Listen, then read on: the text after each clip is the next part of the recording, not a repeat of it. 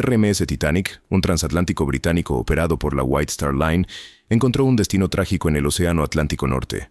El barco se hundió tras chocar con un iceberg durante su viaje inaugural desde Southampton, Inglaterra, a la ciudad de Nueva York. Este desastre sigue siendo el hundimiento más mortífero en tiempos de paz de un transatlántico o crucero. El Titanic, construido por el astillero Harland and Wolff en Belfast, Irlanda del Norte, era un barco impresionante, con una longitud de 270 metros y una anchura máxima de 28 metros. Contaba con 10 cubiertas, cada una con diversos propósitos, desde acomodar botes salvavidas en la cubierta de botes hasta albergar camarotes de primera clase y espacios públicos en las cubiertas de paseo y salón. El barco transportaba una diversa gama de pasajeros, incluidos individuos adinerados y numerosos inmigrantes que buscaban una nueva vida en América y Canadá. A pesar de su impacto significativo en la literatura y el cine, el hundimiento del Titanic sigue siendo un evento enigmático en la historia. Aquí hay 15 fotos preservadas del Titanic antes de que se hundiera. Número 15. El niño en la cubierta del Titanic. En la icónica película de 1997, Titanic, hay una escena que muestra a un niño absorto jugando con un trompo en la cubierta del barco. Curiosamente, esta escena es una recreación de una fotografía real tomada a bordo del Titanic. La fotografía fue capturada en una de las cubiertas superiores del Titanic solo días antes de que el desafortunado barco encontrara su trágico final. La fecha era el 11 de abril de 1912. La fotografía muestra a un niño de 6 años llamado Robert Douglas Spiden, alegremente entretenido girando su trompo mientras su padre y otros pasajeros observan la escena. El joven Robert era un pasajero de primera clase de una familia adinerada. Robert, acompañado por su familia, estaba a bordo del Titanic, regresando a su residencia en Tuxedo Park, Nueva York, después de una excursión familiar por Argelia. Pero, ¿qué le sucedió a este joven? Pues, estaba profundamente dormido cuando el Titanic chocó con el iceberg. En medio del caos del hundimiento, se despertó brevemente mientras su niñera, Elizabeth Burns, le aseguraba que lo llevaría de viaje a ver las estrellas. Se dice que Robert se volvió a dormir, sin darse cuenta de la tragedia que se desarrollaba. Cuando finalmente despertó a la mañana siguiente, se encontró en un bote salvavidas, habiendo sobrevivido a la calamidad. Lamentablemente, la historia de Robert tomó un giro trágico.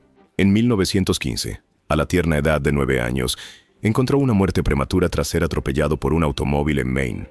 Considerando el número limitado de automóviles en las carreteras durante esa época, su accidente se considera uno de los primeros incidentes relacionados con automóviles registrados en la historia del estado. Número 14. El iceberg que hundió el Titanic. Es ampliamente conocido que el hundimiento del Titanic fue causado por un iceberg. Bueno, mira esto. Solo 2 días antes del desastre, el capitán de otro barco que cruzaba el Atlántico tomó una increíble foto en blanco y negro de un iceberg masivo. Y escucha esto. Se cree que es el mismo iceberg que hundió el Titanic. Este marinero, el capitán W. Wood, sirvió en el SS Etonian, un barco mercante británico, y tenía una pasión por la fotografía. Afortunadamente, tenía su cámara a mano y logró capturar la enormidad de ese iceberg. Pero aquí está la parte realmente interesante. El capitán Wood se aseguró de anotar las coordenadas exactas del iceberg. Esas coordenadas eran casi idénticas a donde el Titanic chocó con un iceberg y se hundió trágicamente, cobrando la vida de 1,522 personas. Una vez que el capitán Wood llegó a Nueva York, no perdió tiempo en revelar la fotografía. Incluso envió una copia a su bisabuelo junto con una carta declarando que este mismo iceberg fue el responsable de la desaparición del Titanic. De hecho, escribió un pie de foto en tinta negra y gruesa en la propia foto que decía: iceberg tomado por el capitán Wood, SS Etonian en 41 grados, 50 minutos de latitud norte y 49 grados, 50 minutos de longitud oeste, el 12 de abril, a las 4 de la tarde. Todos sabemos que el Titanic chocó con un iceberg a las 10:20 de la noche el 14 de abril de 1912 y se hundió en menos de 3 horas. Durante el último siglo, han surgido varias otras fotos de icebergs cerca de la ruta del Titanic, tomadas tanto antes como después de la colisión. Sin embargo, lo que hace que la fotografía del capitán Wood sea tan intrigante es que la forma del iceberg en su imagen coincide estrechamente con los bocetos y descripciones dadas por los testigos del iceberg, que finalmente significó la perdición del Titanic. Número 13. Pasajeros de tercera clase. Esta siguiente foto ofrece un vistazo a la experiencia de los pasajeros de tercera clase, también conocidos como pasajeros de tercera, instalándose a bordo del Titanic. En el Titanic, Los pasajeros de tercera clase compartían baños comunes, comían juntos en instalaciones de comedor dedicadas y dormían en camarotes con 4 ocupantes por habitación. A pesar de ser considerados de tercera clase, las comodidades proporcionadas para estos pasajeros en el Titanic eran notablemente buenas en comparación con lo que estaban acostumbrados en casa. De hecho, se decía que las condiciones de vida en la sección de tercera clase del Titanic se asemejaban a las acomodaciones de segunda clase en otros barcos de vapor, aunque el espacio asignado a los pasajeros de tercera clase era relativamente pequeño y tenían acceso a muy pocas comodidades. Un beneficio notable para los pasajeros de tercera clase era que se les proporcionaban comidas, una mejora significativa en comparación con muchos otros barcos de vapor de la época que requerían que los pasajeros de tercera clase llevaran su propia comida. Aunque los alojamientos de tercera clase estaban situados en áreas menos deseables del barco, más cerca del ruido y las vibraciones de los motores, las cabinas de la sección de tercera clase del Titanic contaban con agua corriente y electricidad. Los hombres solteros se alojaban en la proa del barco, mientras que las mujeres solteras y las familias se acomodaban en la sección de popa, donde había cabinas más grandes disponibles para las familias. Las cabinas, aunque espaciosas para los estándares de la época, tenían formas irregulares para alinearse con la curvatura de la proa y la popa del barco. Además de las cabinas, el Titanic ofrecía una sala general para que los pasajeros de tercera clase se reunieran, relajaran, leyeran, jugaran a las cartas y participaran en diversas actividades para pasar el tiempo. Aunque no se les permitía el acceso a otras áreas de entretenimiento como el gimnasio o la piscina, los pasajeros de tercera clase tenían la oportunidad de organizar sus propias fiestas y bailes. La mayoría de los más de 700 pasajeros de tercera clase a bordo del Titanic eran emigrantes. Esperaban comenzar una nueva vida en América, y el Titanic era su boleto a un futuro mejor. Desafortunadamente, muchos de ellos nunca llegaron a su destino. Solo el 25% de los pasajeros de tercera clase en el Titanic sobrevivieron a la tragedia, y aún entre ese pequeño porcentaje, solo una fracción eran hombres. Número 12. El gimnasio del Titanic. El Titanic contaba con su propio gimnasio, una característica notable para un transatlántico de su época. Situado en la cubierta de botes del barco cerca de la gran escalera, esta instalación fue descrita como una maravilla de la innovación. Al entrar, los pasajeros eran recibidos por una sala iluminada con paneles de roble pintado de blanco y suelos de baldosas. Un lugar notable era una instalación de roble tallado en la pared opuesta, que mostraba un corte ilustrado de un transatlántico de clase Olympic y un mapa que representaba las rutas de viaje de la White Star Line por todo el mundo. El gimnasio estaba equipado con equipos de ejercicio de última generación, incluyendo camellos eléctricos, un caballo eléctrico, máquinas de remo, sacos de boxeo, máquinas de levantamiento de pesas y bicicletas mecánicas. Los pasajeros de primera clase podían obtener boletos a un chelín del sobrecargo. Esto les daba acceso a la instalación exclusiva por una sola sesión. Asistiendo a los pasajeros en el uso del equipo estaba el educador físico permanente del gimnasio, T.W. Macaulay. Operando durante horas específicas, el gimnasio, al igual que otras áreas recreativas a bordo del Titanic, mantenía políticas de segregación de género y edad. La White Star Line, la compañía naviera responsable de la construcción del Titanic, promovió el gimnasio como un espacio donde los pasajeros podían disfrutar de la acción de montar a caballo, andar en bicicleta, remar en bote y obtener tanto ejercicio beneficioso como diversión sin fin. Una atracción particularmente popular era el camello eléctrico, una máquina de ejercicio que replicaba el movimiento de un camello. Trágicamente, la noche en que el Titanic se hundió, T.W. Macaulay, el educador físico, permaneció en el gimnasio y pereció con el barco. Número 11. Los chalecos salvavidas del Titanic.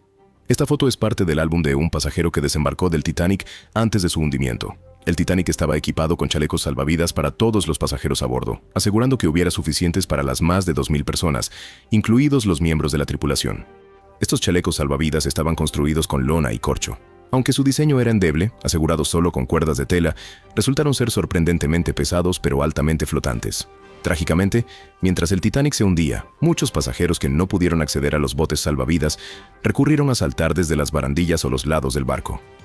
Desafortunadamente, debido al diseño del chaleco, el impacto al golpear el agua causó inconsciencia en muchos saltadores. Como consecuencia, numerosas personas se ahogaron, sufrieron fracturas de cuello o sucumbieron a la hipotermia en las aguas heladas. Tras la tragedia, el corcho continuó siendo el material principal para los chalecos salvavidas, pero se hicieron mejoras en su diseño solo después de la Segunda Guerra Mundial. La pérdida de pasajeros que llevaban chalecos salvavidas de corcho en el Titanic y en incidentes similares sirvió como un impulso para mejorar los materiales utilizados en los chalecos salvavidas. A pesar de sus diseños defectuosos, todavía existen hoy en día algunos chalecos salvavidas originales del Titanic. Curiosamente, las fallas no han disuadido a los postores de participar en subastas por estos artefactos. De hecho, uno de estos chalecos salvavidas del Titanic alcanzó un precio asombroso de $119,000. Número 10. La piscina.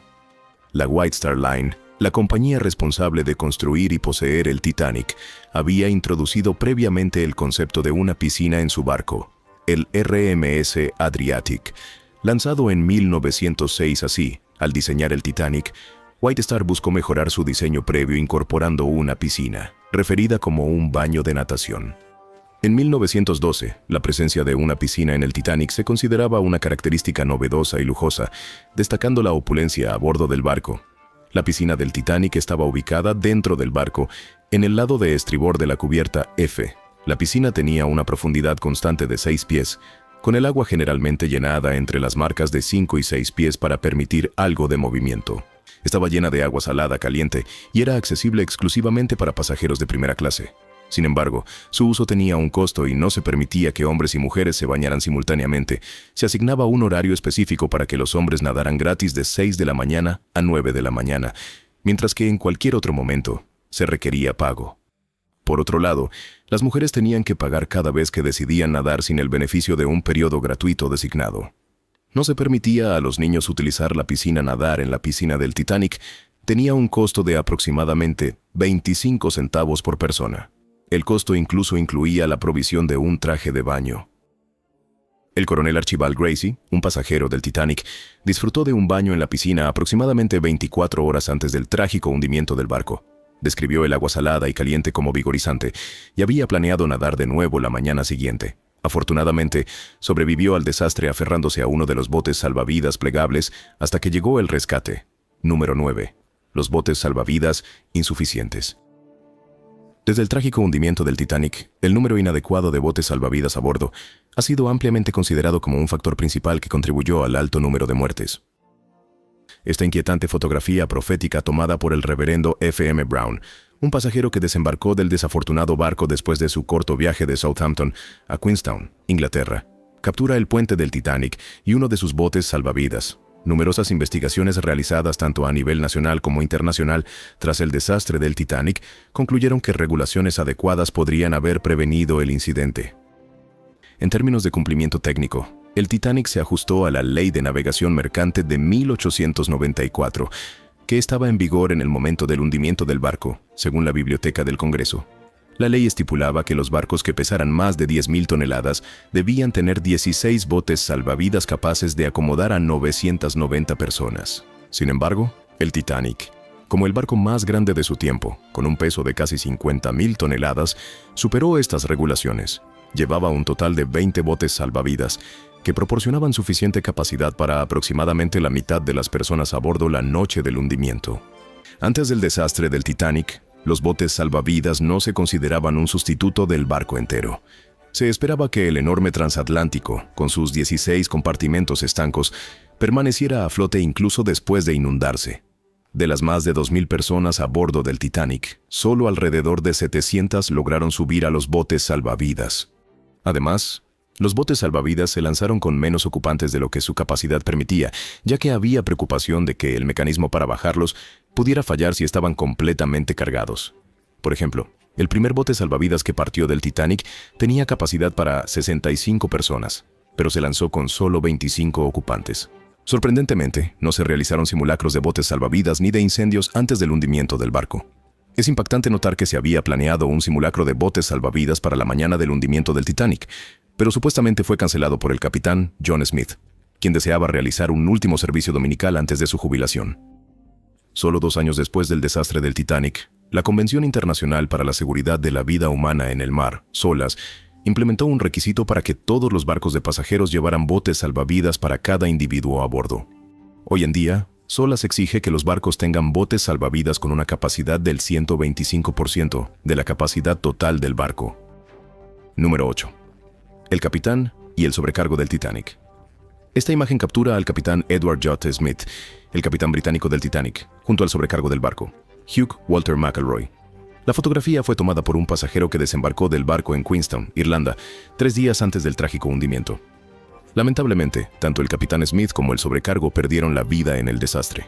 3 días después de que el Titanic emprendiera su viaje inaugural desde Southampton, Inglaterra, el capitán Edward J. Smith siguió su rutina típica de domingo.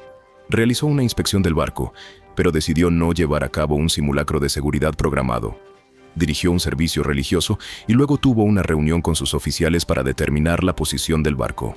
Según sus cálculos, el Titanic mantenía una impresionante velocidad de 22 nudos. A medida que se acercaba la noche del 14 de abril de 1912, la temperatura bajó a niveles de congelación y la superficie del Atlántico Norte parecía tranquila y como un espejo, lo que dificultaba avistar icebergs, que eran comunes en esa región durante la primavera. A pesar de estas condiciones, el capitán Smith mantuvo la velocidad máxima, creyendo que la tripulación podría responder rápidamente si se avistaban icebergs. Sin embargo, en la noche del 14 de abril, no estaba en el puente cuando el barco chocó con un iceberg.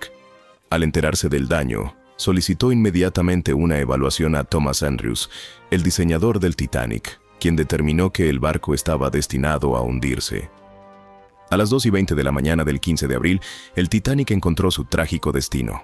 El capitán Smith fue visto por última vez en el puente, y aunque circularon informes de que salvó a un niño que se ahogaba, tales afirmaciones fueron en gran medida desestimadas. Su cuerpo nunca fue recuperado. Las acciones de Smith durante el viaje fueron analizadas posteriormente con opiniones divergentes. Algunos criticaron su decisión de no reducir la velocidad, mientras que otros argumentaron que, basándose en su experiencia, creía razonablemente que podía maniobrar el barco a tiempo para evitar una colisión. También se plantearon preguntas sobre su ausencia del puente cuando el Titanic encontró el campo de hielo. Número 7. El comedor de primera clase. El comedor del Titanic ocupa un lugar notable en la historia como el más grande jamás construido. Su comedor de primera clase podía acomodar cómodamente a más de 500 personas simultáneamente. Con una longitud de 114 pies, este grandioso espacio abarcaba el ancho del barco y estaba elegantemente decorado en blanco, ofreciendo un entorno donde los adinerados podían cenar y socializar. Las ofertas culinarias en el comedor eran nada menos que exquisitas, rivalizando con las de un palacio. El menú ofrecía delicias como suculenta langosta, codornices egipcias, jugosos duraznos, fino caviar y uvas deliciosas. Las frutas eran frescas y la comida era preparada por chefs que atendían los paladares refinados de los pasajeros más ricos. El desayuno se servía de 8 de la mañana a 10 de la mañana, el almuerzo de 1 de la tarde a 2:30 de la tarde y la cena de 7 de la tarde a 8:15 de la noche. Los pasajeros eran alertados de los horarios de las comidas por el corneta del barco, Peter W. Fletcher, tocando The Roast Beef of Old England. La cena era un evento elegante, con caballeros vestidos con trajes de cena y damas adornadas con la última moda, acompañadas por el aroma de perfumes exóticos importados y luciendo sus mejores joyas. Un lugar de cena particularmente favorito en el barco era el restaurante a la carta, reservado exclusivamente para pasajeros de primera clase. El diseño del comedor se inspiró en la arquitectura británica. Contaba con cómodos asientos y mesas de roble. Cada rincón de esta sección exclusiva estaba adornado con muebles lujosos, combinando tanto comodidad como elegancia. Para mejorar aún más el ambiente, una orquesta tocaba de fondo mientras los pasajeros adinerados disfrutaban de sus comidas. La música suave creaba una atmósfera de serenidad, permitiéndoles relajarse y disfrutar al máximo de su experiencia gastronómica. Número 6. ¿Un casco comprometido? Esta imagen captura la construcción del casco del Titanic, el cuerpo del barco. Similar a otras estructuras de su época, el casco del Titanic estaba unido por más de 3 millones de remaches de hierro y acero, que pesaban más de 1.200 toneladas. Estos remaches se colocaban utilizando máquinas hidráulicas o se martillaban a mano. El casco del Titanic presentaba un doble fondo para mayor resistencia, pero los lados tenían una sola pared. Consistía en 15 secciones que podían sellarse con solo accionar un interruptor. Sin embargo, los mamparos que dividían estas secciones tenían múltiples puertas de acceso para mejorar el servicio de lujo. En los últimos años, el periodista irlandés Senan Moloney ha propuesto una teoría que sugiere que el casco del Titanic fue comprometido semanas antes de su viaje inaugural. A través de la investigación de fotos y relatos de testigos de la época, Moloney argumenta que un incendio se desató espontáneamente en uno de los enormes depósitos de carbón del Titanic. debilitando significativamente una parte crucial del casco. Mientras la tripulación almacenaba carbón para los motores cerca del casco, el intenso calor del fuego habría afectado directamente la estructura del barco.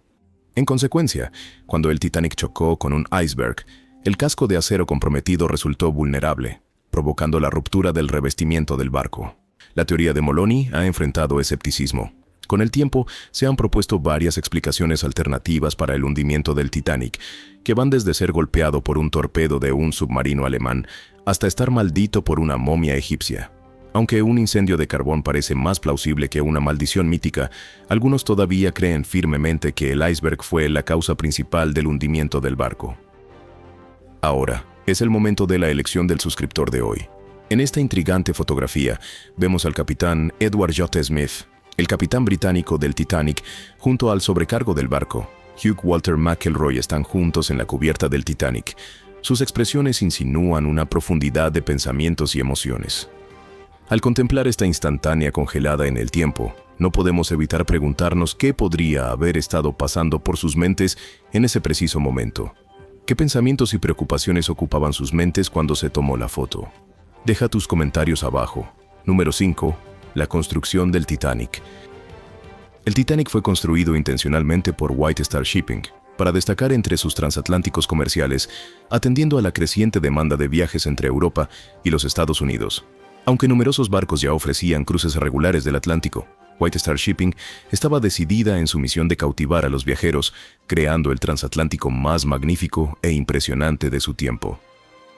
La construcción del Titanic comenzó el 31 de marzo de 1909 en el astillero Harland & Wolff en Belfast, donde también se estaba construyendo su barco hermano, el Olympic.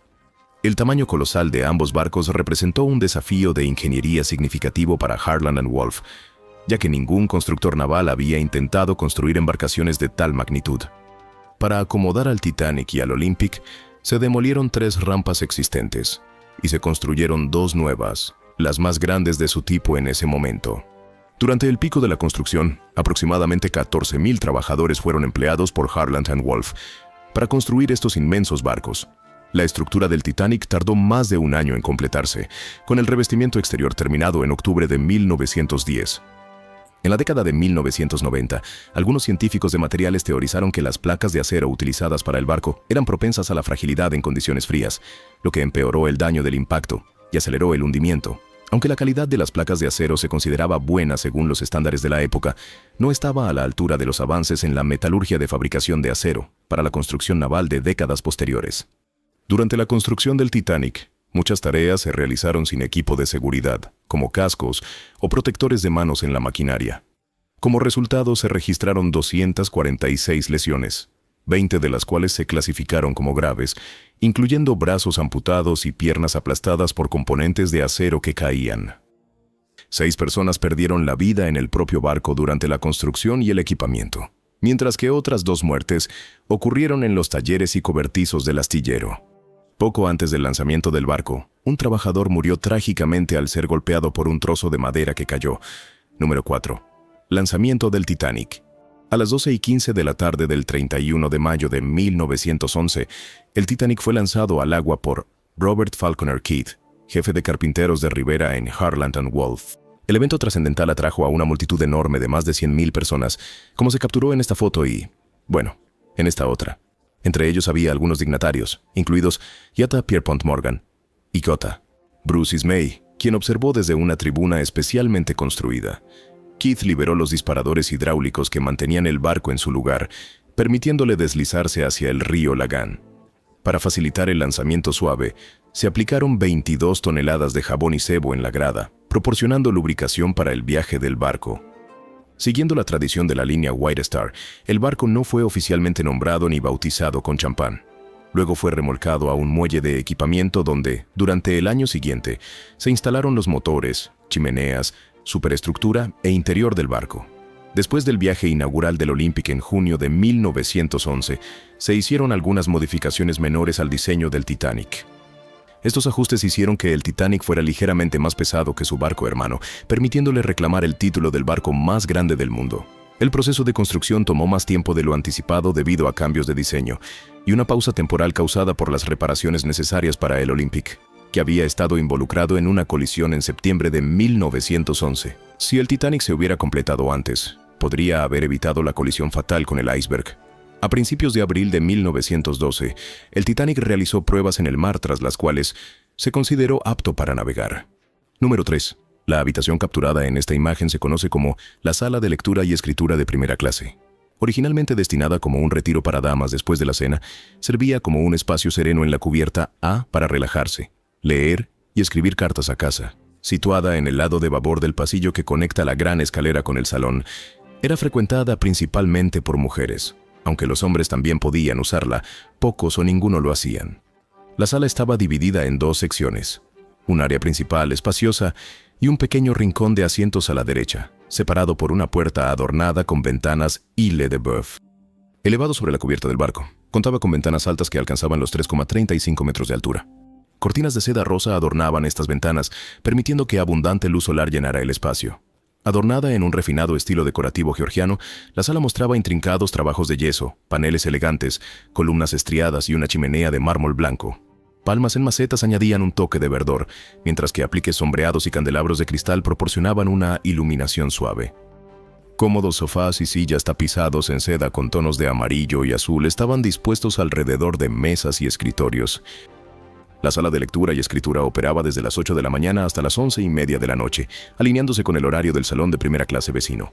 Los pasajeros podían tomar prestados libros del salón y usar los escritorios para escribir cartas a casa o enviar postales, con todo el correo siendo enviado desde Cherburgo, Francia, y Queenstown, Irlanda.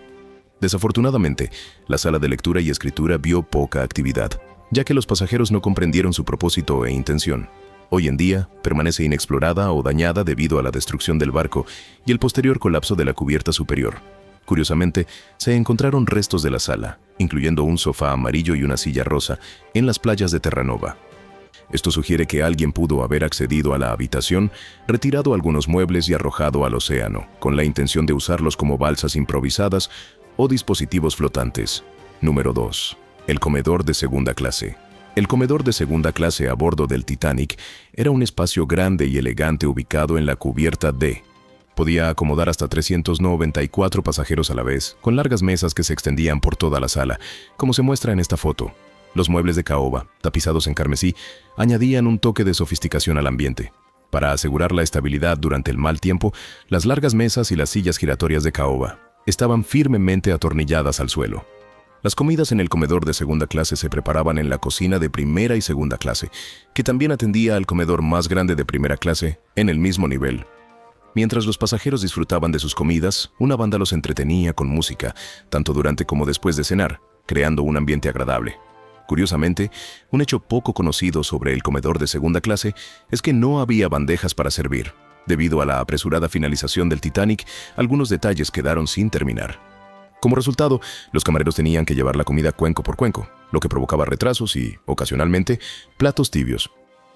Esta situación fue un punto de queja para pasajeros como Emanetta Shelley, quien expresó frustración con el desorden en el área de segunda clase.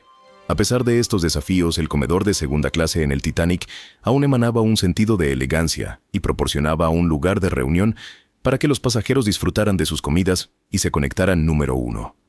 La sala de fumadores de primera clase. El salón de fumadores de primera clase servía como un sofisticado salón nocturno exclusivo para pasajeros masculinos de primera clase. Aquí se reunían para socializar, discutir negocios y política, disfrutar de fumar, beber e incluso participar en juegos de azar, excepto los domingos. Para crear un ambiente que recordara a un club de caballeros, la sala estaba adornada con características opulentas. Paneles de caoba oscura intrincadamente incrustados con nácar y detalles exquisitamente tallados adornan las paredes. Ventanas de vidrio emplomado en grandes nichos iluminaban la habitación desde atrás, proyectando un resplandor cautivador. El suelo mostraba baldosas de linóleo azul y rojo, mientras que el techo de yeso ostentaba medallones decorativos. Un punto focal de la sala era la pintura sobre la chimenea central titulada Approach to the New World, creada por Norman Wilkinson. La sala de fumar atraía tanto a ávidos jugadores como a profesionales del naipe. Al menos 4 jugadores profesionales se sabía que estaban a bordo del Titanic. Los camareros del bar adyacente atendían las solicitudes de los pasajeros de cigarros y bebidas, mejorando la experiencia general. Durante el trágico hundimiento, la sala de fumadores tuvo momentos conmovedores para varias personas. En las primeras horas de la fatídica noche, justo antes de las 2 de la mañana, Archibald Gracie, un escritor estadounidense y sobreviviente del hundimiento del Titanic, entró en la sala, descubrió al mayor Archibald Butt, Francis Davis Millet, Clarence Moore y Arthur Ryerson, participando en su última partida de cartas en su mesa habitual. William Stead, un destacado escritor y periodista británico, permaneció sentado, leyendo un libro en silencio.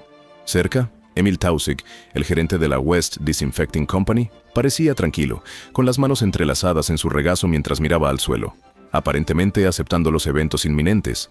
Alrededor de las 2:05 de la madrugada, los jugadores de cartas se despidieron y salieron de la sala.